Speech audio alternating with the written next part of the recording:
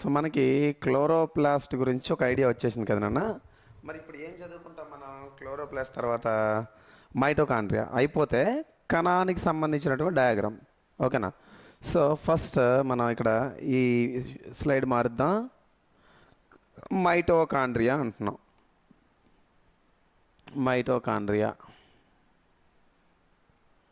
Mitochondria గురించి మనం direct bits expect చేయొచ్చు, కానీ ఇంతకుముందు బిట్స్ వచ్చేటివి మైటోకాండ్రియా మీద ఇప్పుడు తగ్గినాయి. ఎందుకు తగ్గినాయి అంటే రెగ్యులర్ అయిపోయింది అనమాట. దీని గురించి ఇప్పుడు అలవాటుగా అయిపోయింది టాపిక్ అంతా కూడా మొత్తం అందరికీ.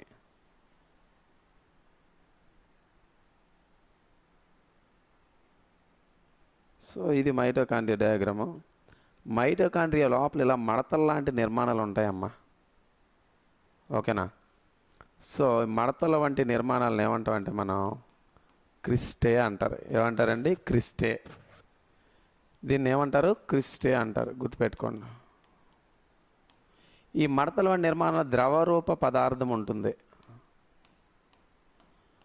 ద్రవరూప పదార్థాన్ని మాత్రిక లేదా మ్యాట్రిక్స్ అని పిలుస్తారు. ఏమని పిలుస్తారండి? మ్యాట్రిక్స్ అని పిలుస్తారు. అయితే మైటోకాండ్రియాని కనుక్కున్నటువంటి శాస్త్రవేత్తలు ఎవరైనా ఉన్నారంటే పలేడ్ అని ఒకరు, తర్వాత కోలికర్ అని చెప్పి ఒకరు. ఓకేనమ్మా? పలేడ్ మరియు కోలికర్ ఒకరు. మైటోకాండ్రియాకి పేరు పెట్టింది ఎవరంటే సి బెండా అని అంటారు. ఏమంటారండి? సి బెండా. గుర్తుపెట్టుకోండి. మైటోకాండ్రియాకి బాహ్యత వచ్చి ఇది అంతర్గత వచ్చి ఇదంతా సి బెండా అన్న. అయితే మైటోకాండ్రియా ఏం చేస్తుందంటే శక్తిని ఏటీపీ రూపంలో ఉంచుతూ ఉంటుంది. శక్తిని ఏటీపీ రూపంలో ఉంచి శరీరానికి ఎప్పుడు కావాలంటే అప్పుడు సప్లై ఇస్తుంది. ఏమిస్తుంది అంటే సప్లై ఇస్తుంది. అందుకే దీన్ని మనం ఏమన్నా అంటే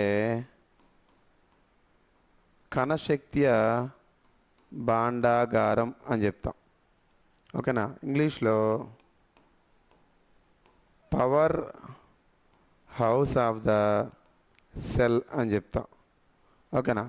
అయితే ఒక ఏటీపీ అంటే ఎంత అంటే ఒక ఏటీపీ అంటే 7200 క్యాలరీస్ అమ్మా. ఏంటి? 7200 క్యాలరీస్. గుర్తుపెట్టుకోండి. ఏటీపీని కనుక్కున్నాడు ఎవరంటే లాహ్మన్ అని ఒక శాస్త్రవేత్త, తర్వాత ఫ్లిస్కీ ఒకరు, తర్వాత సుబ్బారావు ఒకరు. లాహ్మన్, ఫ్లిస్కీ, సుబ్బారావు ఇలా ముగ్గురు కనుక్కోవడం జరిగిందనమాట. ఒక లాహ్మన్, ఫ్లిస్కీ, సుబ్బారావు ఇలా ముగ్గురు కలిపి దీన్ని కనుక్కోవడం జరిగింది. ఇలాంటి మైటోకాండ్రియా మనకి శుక్రకణంలో కూడా కనబడుతూ ఉంటుంది. అందులో అండి శుక్రకణం, దాన్ని స్పర్మ్ సెల్ అంటారు. ఓకేనా? శుక్రకణంలో కూడా మనకు కనబడుతూ ఉంటుంది అనమాట. అది కొంచెం ఇంపార్టెంట్. ఇలాంటి మైటోకాండ్రియా అనేది ఏదైతే ఉందో మైటోకాండ్రియా అనేది శరీరంలో ఉన్నటువంటి భాగాలకి శక్తిని అందిస్తూ ఉంటుంది. సో మైటోకాండ్రియా ఎప్పుడు కూడా పాస్పేట్ బాండ్స్ని అటు ఇటు సఫల్ చేస్తూ ఉంటుంది అనమాట. ఓకేనా? సో ఏటీపీ కాస్త పాస్పేట్ అవ్వడం, మళ్ళీ ఏడీపీగా మారడం, మళ్ళీ ఏటీపీ మళ్ళీ ఏడీపీ అవ్వడం, ఇలా కంటిన్యూస్గా రెగ్యులరైజ్ అవుతూ ఉంటుంది అనమాట. సో ఇది గుర్తుపెట్టుకోండి. సో మనకి ఇక్కడతో క్లోరోప్లాస్ట్ అనేది అయింది. క్లోరోప్లాస్ట్ తర్వాత మనం గుర్తుపెట్టుకోండి, క్లోరోప్లాస్ట్ అయిపోయింది, మైటోకాండ్రియా అయిపోయింది. దీని తర్వాత కణం డయాగ్రమ్ వేసి కణాన్ని గురించి మొత్తం కూడా మనం డిస్కస్ చేయడం అనమాట. ఓకేనా? కణం గురించి కూడా మొత్తం అంతా కూడా డిస్కస్ చేయడం ఏదైతుందో అది మనం తెలుసుకునే ప్రయత్నం చేద్దాం. ఓకేనమ్మా? సో దీంతో మనకి ఈ నెక్స్ట్ వీడియో కణం డయాగ్రమ్ ఏదైతుందో ఆ కణంతో పాటు కంప్లీట్గా మనం ఈ లెసన్ అంతా పూర్తి చేసుకున్నట్టుగా మనం చెప్తూ ఉంటాం. ఓకేనండి? రైట్. ఓకేనమ్మా? మరి ఇంట్రడక్షన్లో కణం అంటే ఏంటి, వాట్ ఈజ్ వాట్ అని చెప్పి మీరు తెలుసుకున్నారు. ఇప్పుడు మనం ఏం చేద్దామంటే వృక్ష కణము మరియు జంతు కణం ఏదైతే ఉందో ఈ రెండింటిని కలిపి మనం ఒక డయాగ్రామ్ వేద్దాం. ఓకేనమ్మా? ఈ డయాగ్రామ్లో నేను ఏం చేస్తానంటే డయాగ్రామ్లో డేటా మొత్తం పార్ట్స్ రాసేసి ఇక్కడే నేను డేటా అంతా రాసి పెట్టేస్తాను మీకు. ఓకేనా? సో జాగ్రత్తగా మీరు గమనిస్తే వృక్ష కణము మరియు జంతు కణం ఏదండి? వృక్ష కణము మరియు జంతు కణం. సో వృక్ష కణము మరియు జంతు కణానికి సంబంధించి రెండు కలిపి ఒకే డయాగ్రామ్లో మనం అబ్జర్వ్ చేద్దాం. ఓకేనా? So you know very well that plant cells and animal cells, there are the two types of cells that depends upon the presence of the plasma membrane as well as the cell wall which is present in the plants. అంతే కదండి. So that there are two membranes that are present in the plant cell. They are nothing but cell wall and the plasma membrane. Whereas in the animal cells we can see only the plasma membrane, because the complexity of the organisms entirely depends upon the nature of the cell. ఆ cell యొక్క తత్వాన్ని బట్టి ఆ జీవిలో ఉన్నటువంటి క్రియలు కానీ ఆ జీవిలో ఉన్నటువంటి కణాలు కానీ everything that depends upon the makeup, that is the physical makeup of the particular things. అంతే కదండి. సో ఇప్పుడు మనం ఏం చేద్దామంటే we will discuss about the plant cell and animal cell in a single diagram. ఓకేనండి. సో మొదటిగా మనం తీసుకుంటే మనకేందయ్యా అంటే ఇక్కడ సో కణానికి బయట కనిపిస్తున్నటువంటి భాగం ఏదైతే ఉందో దీనిని మనం ఏమంటామంటే కణత్వచం అని చెప్పేసి పిలుస్తాం సార్. ఏమని పిలుస్తాం సార్? కణత్వచం అని చెప్పేసి పిలుస్తూ ఉంటాం. కణత్వచాన్నే నేనేమంటానంటే సెల్ వాల్ అని చెప్పేసి అంటాను సార్. ఏమంటానండి? Cell wall. ఓకేనా? ఒక్కొక్కటిగా మనం మాట్లాడుకుంటుంది, ఒక్కొక్క దాని ఫంక్షన్స్ అంతా ఇదే వీడియోలో మనం నేర్చేసుకోవాలా. సెల్ వాల్, ఈ లోపల ఉన్నటువంటి దాన్ని ఏమంటామంటే మనం కణత్వచం అని చెప్పేసి అంటారు సార్. ఓకేనా? సో ఇక్కడ కణత్వచం అన్నాను, టెర్మినాలజీ రాంగ్ అండి, కణకవచం అనాలి. ఓకేనా? సో ఇదేందయ్యా అంటే కణకవచం, ఇదేందండి కణత్వచం. ఓకేనా? ముందు మీకు చెప్పాను ఇవేంటి, వాట్ ఈజ్ వాట్ అని. సో కణత్వచం. సో దీన్నే మనం సెల్ మెంబరేన్ అని చెప్పేసి పిలుస్తాం సార్. ఏమని పిలుస్తాం సార్? Cell membrane. ఆర్ దీనికి ఇంకో పేరు ఏంటండి? ప్లాస్మా మెంబరేన్ అమ్మా. దీని పేరేంటి? ప్లాస్మా మెంబరేన్ అమ్మా. జాగ్రత్తగా గుర్తుపెట్టుకుంటారు. ఓకేనా? అండ్ అదేవిధంగా ఈ కణానికి సంబంధించి మనకి కణం మధ్యలో, ఓకేనమ్మా, కణం మధ్యలో మనకి ఇగోండి, కణం మధ్యలో మనకు ఒక నిర్మాణం కనబడతా ఉంటుంది. ఈ కణం మధ్యలో ఉన్నటువంటి నిర్మాణం లోపల మనకి దారాల వంటి నిర్మాణాలు కూడా కనబడతా ఉంటాయి. ఈ లోపల ఇలా దారాల వంటి నిర్మాణాలు కూడా we can see a thread like structures which is present inside the nucleus. అయితే ఈ భాగాన్ని నేను ఏమని పిలుస్తున్నాను సార్? ఇక్కడ ఉన్నటువంటి దీనిని మనం ఏమంటామంటే కేంద్రకం అని చెప్పేసి పిలుస్తూ ఉంటారు. ఏమంటారండి? కేంద్రకం అంటారు. ఏమంటారు? కేంద్రకం. సో దీన్నే మనం we can call it as nucleus అని చెప్పేసి అంటారండి. ఓకేనా? న్యూక్లియస్ అని చెప్పి అంటారు. సో తెలుగులో దీనిని మనం కేంద్రకం అని చెప్పేసి మనం పిలుస్తూ ఉంటారు. కేంద్రకం లోపల ఏముంటుందయ్యా అంటే కేంద్రకం లోపల ఏముంటుందంటే జన్యు పదార్థం ఉంటుంది సార్. ఏముంటుందండి? జన్యు పదార్థం ఉంటుంది. జన్యు పదార్థాన్నే మనం జెనెటిక్ మెటీరియల్ అని చెప్పేసి అంటాం. మొత్తం దీని చరిత్ర అంతా మాట్లాడుకుందాం. జెనెటిక్ మెటీరియల్ అంటారండి. ఓకేనా? తర్వాత ఈ కేంద్రకం అనేది ఏదైతే ఉందో ఈ కేంద్రకం అంతా కూడా మనకి ఇలా చూడడానికి కేంద్రకం చుట్టూ కూడా మనకి కణత్వచము కణకవచం అనేది ఏవైతే ఉన్నాయో వీటి కింద, ఓకేనండి, జాగ్రత్తగా వినాలండి. డయాగ్రామ్ వచ్చేస్తే మీకు సగం డేటా వచ్చేస్తుంది అన్నమాట. ఓకేనా? సో డయాగ్రామ్ జాగ్రత్తగా మీరు గమనించండి.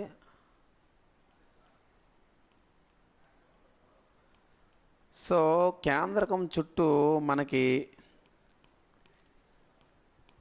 కణత్వచానికి కణకవచానికి లోపల అంటే రెండింటికి మధ్యలో అని కాదు, కణత్వచం కింద కేంద్రక త్వచం పైన. జాగ్రత్తగా వినండి. కణత్వచం కింద కేంద్రక త్వచం పైన. జాగ్రత్తగా వినండి అమ్మా.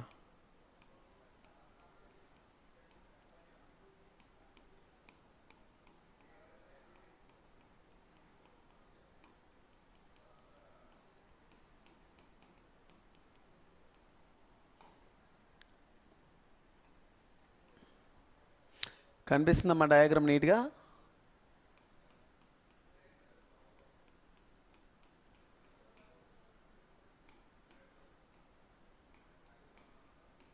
సో ఈ లోపల నిర్మాణం చూడండి జాగ్రత్తగా.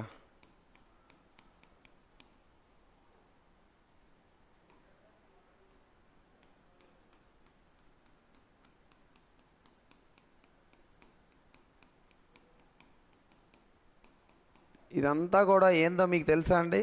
ఇదంతా కూడా మనం ఏమని పిలుస్తాం? ఏమని పిలుస్తాం? ఐడియా వచ్చిందా ఇదంతా ఏంటో?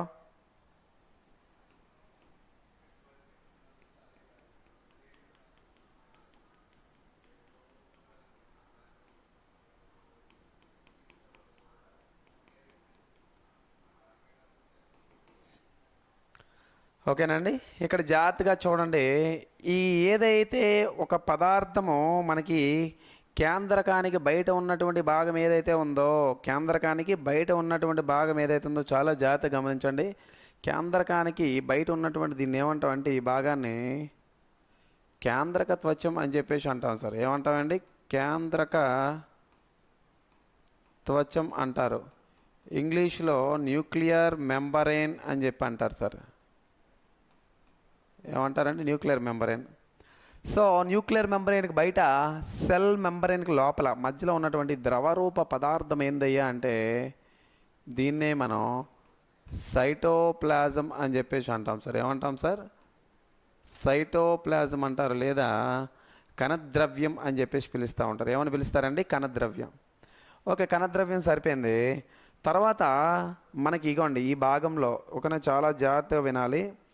మనకి ఈ కణద్రవ్యంలో తేలియాడుతూ ఈ భాగంలో మనకి కొన్ని నిర్మాణాలు కనబడతా ఉంటాయి ఇలా.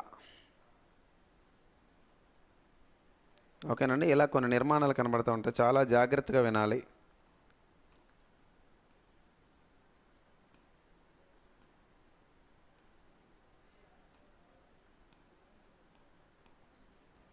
ఇలా కొన్ని నిర్మాణాలు ఉన్నాయమ్మా ఇలా. సో వీటిని మనం ఏమన్నాం అంటే అంతర్జీవ ద్రవ్యజాలం అని చెప్పేసి అంటారండి. ఏమంటారండి? ఏమంటారు వీటిని? అంతర్జీవ ద్రవ్యజాలం. దీన్నే మనం ఎండోప్లాస్మిక్ రెటిక్యులం అని చెప్పి అంటారు. ఏమంటారండి? Endoplasmic reticulum. ఓకేనా? తర్వాత ఇదే కణంలోని మనకి ఈ ప్రాంతంలో ఇలా కొన్ని దేహాలు బాడీస్ ఇలా కనబడుతూ ఉంటాయి ఇలా కొన్ని నిర్మాణాలు కనబడుతూ ఉంటాయి. సో ఈ నిర్మాణాలను ఏమంటాం అంటే గాల్జీ దేహం అని చెప్పేసి అంటారండి. ఏమంటారండి? గాల్జీ దేహం లేదా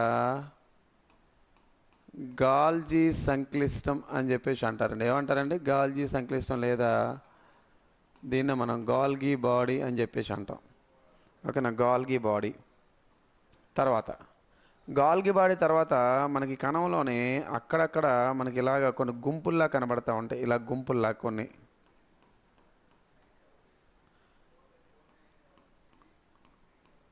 కణంలో ఇలా గుంపుల్లాగా కొన్ని నిర్మాణాలు కనబడుతూ ఉంటాయి. ఈ గుంపుల్లాంటి నిర్మాణాలని మనం ఏమంటామంటే రైబోజోమ్స్ అని చెప్పి అంటారండి. ఏమంటారండి? తెలుగులో రైబోజోములు అని చెప్పేసి అంటారు. ఏమంటారండి? రైబోజోములు. ఈ రైబోజోములు కాకుండా మధ్య మధ్యలో ఇలా మళ్ళీ మనకి కొన్ని నిర్మాణాలు కనబడుతూ ఉంటాయి.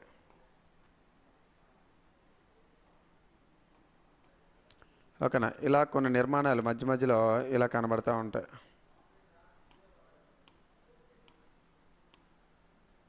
ఇలా అంటే మొత్తం అంతా కనబడుతూ ఉంటాయి. సో మరి వాటిని మనం ఏమని పిలుస్తాం సార్? వీటిని ఏమంటామంటే లైసోజోమ్స్ అని చెప్పి అంటారు సార్. ఏమంటారండి? లైసోజోమ్స్. తెలుగులో లైసోజోములు అంటారు. ఏమంటారండి? లైసోజోములు అంటారు.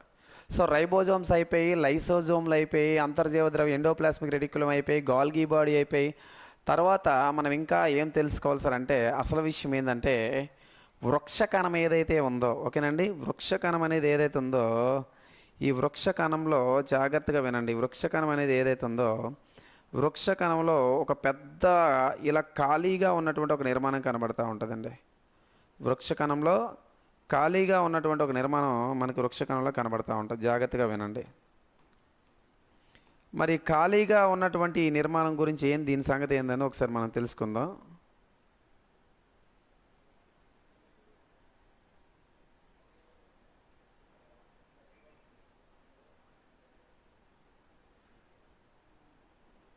సో వృక్ష కణంలో ఖాళీగా ఉన్నటువంటి నిర్మాణం ఏంది?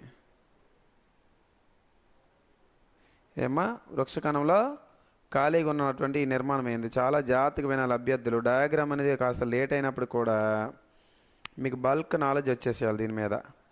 ఓకేనమ్మా? వృక్ష కణంలో ఈ ఖాళీగా ఉన్నటువంటి నిర్మాణం పేరేందో మనం తెలుసుకోవాలి. సో వృక్ష కణంలో ఉన్నటువంటి ఖాళీగా ఉన్నటువంటి నిర్మాణాన్ని ఏమంటామంటే మనం వాక్యూోల్ అంటారు. తెలుగులో అయితే రిక్తిక అంటారండి. ఏమంటారండి? వాక్యూోల్ అంటారు. లేదా దీన్ని ఏమంటాము? రిక్తిక అని చెప్పేసి అంటాం. ఏమంటామండి? రిక్తిక.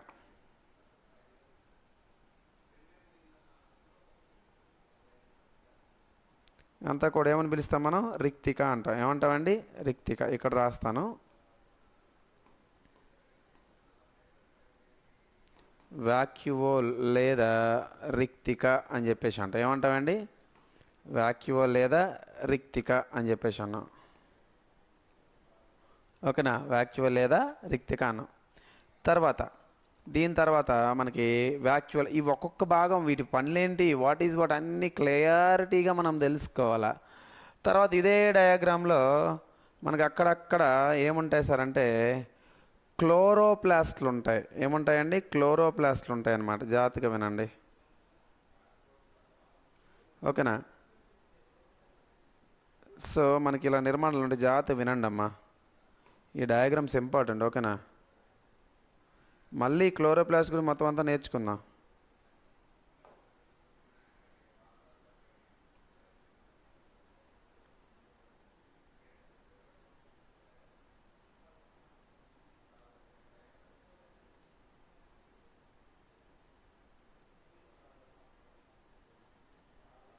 సో ఇట్లా మనం తీసుకుందాం.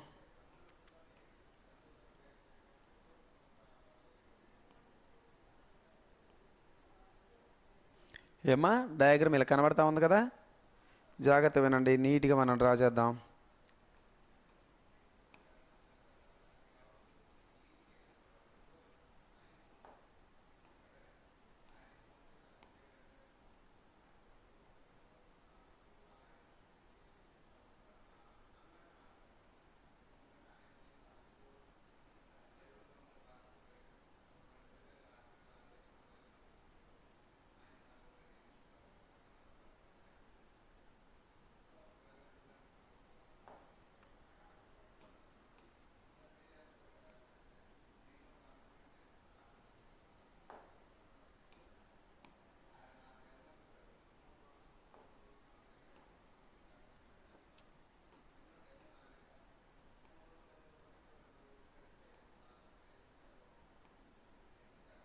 సో ఇలాగ నిర్మాణం మనకు కనబడుతుంది. జాగ్రత్తగా ఓపిక్గా, ఇప్పుడు నేను ఇక్కడ ఎంతసేపు ఎంత ఓపిక్గా వేస్తున్నానో టైం వేస్ట్ అనుకోకుండా మీరు నేర్చుకోవాలమ్మా.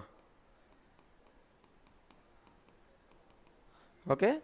సో దీని పేరేంటి? దీని పేరేంటంటే క్లోరోప్లాస్ట్ అంటారండి. ఏమంటారండి? క్లోరోప్లాస్ట్. మరి క్లోరోప్లాస్ట్ తెలుగులో ఇంకా తెలుగు టర్మ్లు ఏమంటామంటే హరిత రేణువు అంటారు. ఏమంటారండి? హరిత రేణు. దీని చరిత్ర మొత్తం మళ్ళీ మనం మాట్లాడుకోవాలి. ఓకేనా? హరిత రేణువు అయిపోయింది. తర్వాత ఇంకా ఇంకా ఏమైనా ఉన్నాయా ఇక్కడ పార్ట్స్? జాగ్రత్తగా వినండి. సో పార్ట్స్ మళ్ళీ తీసుకుంటే మళ్ళీ ఇక్కడ మనకి ఏం కనిపిస్తుంది సార్ అంటే మైటోకాండ్రియా కనిపిస్తుంది. ఏం కనిపిస్తుంది అండి? సో ఇందులో మైటోకాండ్రియా అని చెప్పి ఒక నిర్మాణం కనబడుతూ ఉంటుంది ఇలాగా. ఈ మైటోకాండ్రియాకి పేరు పెట్టింది ఎవరంటే సి బెండా. ఎవరండి? సి బెండా. దీని పేరేంటి? మైటోకాండ్రియా.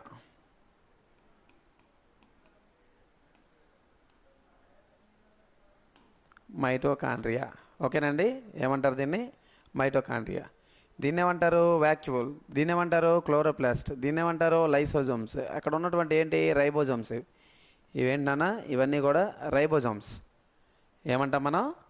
రైబోజోమ్స్. సో మీకు రైబోజోమ్స్ తెలుసు, లైసోజోమ్స్ తెలుసు, వాక్యూల్స్ తెలుసు, క్లోరోప్లాస్ట్ తెలుసు, మైటోకాండ్రియా తెలుసు, అదేవిధంగా మధ్యలో ఉన్న కేంద్రకం తెలుసు, కేంద్రకం చుట్టూ అంతర్జీవ ద్రవ్యజాలం తెలుసు మీకు, అవునా కాదా?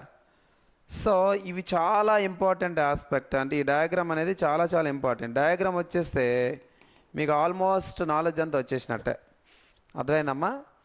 సో ఇదేంటి, ఒక వృక్షకణం అండ్ అదేవిధంగా జంతు కణంగా ఉన్నటువంటి రెండింటికి ఉన్నటువంటి లక్షణం అన్నమాట. ఓకేనండి. ఇప్పుడు ఒక్కొక్కటి ఫంక్షన్స్ మనం వారల్గా చెప్తాను, తర్వాత మళ్ళీ వీటిలో ఎక్స్ప్లెయిన్ చేస్తాను కూడా. ఓకే, ఫస్ట్ వారల్గా డిస్కస్ చేద్దామా? వారల్గా డిస్కస్ చేసుకుంటూ వెళ్దాం. మొదటగా కేంద్రకం అని అన్న, ఇగోండి ఎక్కడ తీసుకున్నాం కేంద్రకం, ఇగోండి కేంద్రకం. ఓకేనండి. సో మొట్టమొదటిసారిగా కేంద్రకాన్ని కనుక్కున్నవారు ఎవరు సార్ అంటే రాబర్ట్ బ్రౌన్ అని చెప్పి అంటాం. ఏమంటామండి? Robert Brown. ఎవరు సార్? Robert Brown. కేంద్రకం చుట్టూ కేంద్రక త్వచం ఉందనుకోండి, కేంద్రకం చుట్టూ కేంద్రక త్వచం ఉంటే వాటిని నిజ కేంద్రక జీవులు అంటారండి. ఏమంటారండి? కేంద్రకం చుట్టూ కానీ త్వచం ఉంటే వాటిని ఏమంటారు? నిజ కేంద్రక జీవులు అంటారు. దాన్నే మనం ఇంగ్లీష్లో యూకారియోట్స్ అంటారు. అలా కేంద్రక చుట్టూ కేంద్రక త్వచం లేదనుకోండి, కేంద్రక పూర్వ జీవులు లేదా అపకేంద్రక జీవులు అంటారు. కేంద్రక పూర్వజీవులు లేదా ఇంగ్లీష్లో ప్రోకారియోట్స్ అని పిలుస్తారు. యూకారియోట్స్ అంటే తెలుసు మీకు, ప్రోకారియోట్స్ అంటే తెలుసు మీకు ఇప్పుడు, అవునా కాదా? అండ్ అదేవిధంగా కేంద్రకాన్ని కనుక్కున్నటువంటి శాస్త్రవేత్త ఎవరండి? కేంద్రకాన్ని కనుక్కున్నటువంటి శాస్త్రవేత్త ఎవరంటే రాబర్ట్ బ్రౌన్. మీకు తెలుసు ఎవరండి? Robert brown. అండ్ అదేవిధంగా కేంద్రకం లోపల ఏముంటుందని చెప్పాను, కేంద్రకం లోపల జన్యు పదార్థం ఉంటుంది. దాన్ని ఏమన్నా జెనెటిక్ మెటీరియల్, జన్యు పదార్థం అన్నాం. జన్యు పదార్థం అంటే నథింగ్ బట్ అక్కడ మనం డిఎన్ఏని తీసుకోవచ్చు. డిఎన్ఏని ఎవరు కనుక్కున్నారండి? వాట్సన్ ఒకడు, క్రిక్ ఒకడు. వీళ్ళకి 1953లో ఫ్రాంక్లిన్ మారిస్ అండ్ విల్కిన్స్ అని పిలుస్తున్న శాస్త్రవేత్తలతో కలిపి ఒక నోబెల్ బహుమతి అనేది వచ్చిందనమాట. సో డిఎన్ఏ అనేది ఏదైతుందో ద్వికుండలీకరణం ఆకారంలో ఉంటుంది. అసలు ఇవన్నీ నీట్గా చెప్పాలి, మరి ఇక్కడ చెప్తే రఫ్గా చెప్తా ఉన్నా. సో అదేవిధంగా కణద్రవ్యం అన్నాం. మధ్యలో ఉన్నటువంటి ద్రవరూప పదార్థం ఏదైతుందో దాన్ని కణద్రవ్యం అంటారు. కణద్రవ్యం అనేది దేనికి ఉపయోగపడుతుంది సార్ అంటే పదార్థాల రవాణాకు ఉపయోగపడుతూ ఉంటుంది. ఏదండి? పదార్థాలు ఏవైతే ఉన్నాయో పదార్థాల రవాణాకు ఉపయోగపడుతూ ఉంటుంది. వాతావరణంలో కణం యొక్క ఉష్ణోగ్రతను కూడా మెయింటైన్ చేస్తూ ఉంటుంది. ఏదండి? కణం యొక్క ఉష్ణోగ్రతను కూడా బ్యాలెన్స్ చేస్తూ ఉంటుంది. దేనండి? కణం యొక్క ఉష్ణోగ్రతను కూడా బ్యాలెన్స్ చేస్తూ ఉంటుంది. అదేవిధంగా మనకి కణం చుట్టూ కేంద్రకం చుట్టూ కూడా అంతర్జీవ ద్రవ్యజాలం అన్నాం. అంతర్జీవ ద్రవ్యజాలం ఏం చేస్తుందంటే సాధారణంగా మనం ఒక మాట తెలుసుకోవాలి. ఇక్కడ రైబోజోమ్లు అన్నాం కదా, రైబోజోమ్లు అనేవి ఏవైతే ఉన్నాయో రైబోజోమ్లు ప్రోటీన్లు తయారు చేస్తూ ఉంటాయి. దాన్ని మాంసకృతులు అంటారు. మరి రైబోజోములు తయారు చేసినటువంటి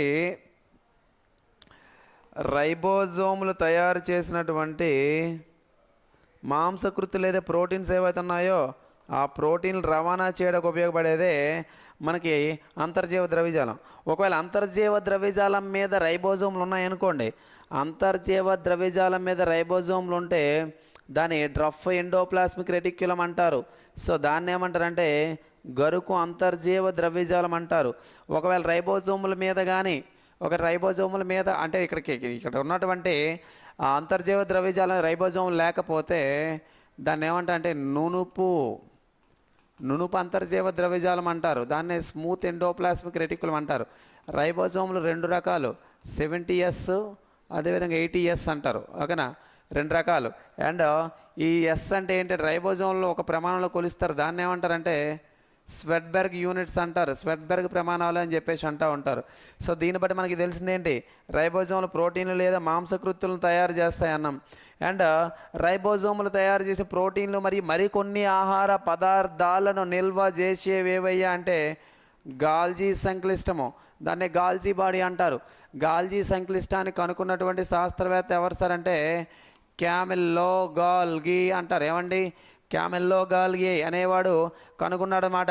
మరి గాల్జీ దేహాలు ఏం చేస్తాయంటే ఈ రైబోజోములు తయారు చేసే ప్రోటీన్లే కాకుండా మరికొన్ని ఆహార పదార్థాలను నిల్వ చేస్తూ ఉంటాయి, ప్యాకింగ్కి ఉపయోగపడుతూ ఉంటాయి. అదేవిధంగా మనకి కణంలో మరొక వృక్ష కణంలో అతి ఎక్కువ భాగం కేంద్రకం కంటే ఎక్కువ భాగాన్ని ఆక్యుపై చేసేది ఏదంటే వాక్యూల్ లేదా రిక్తి కణం. మరి మొక్కలలో గ్లూకోజ్ నిల్వ చేస్తూ ఉంటాయి. మొక్కలలో గ్లూకోజ్ నిల్వ చేయడానికి ప్రధాన పాత్ర పోషించేవి ఏవంటే వాక్యూల్స్ అని చెప్తా ఉంటామండి.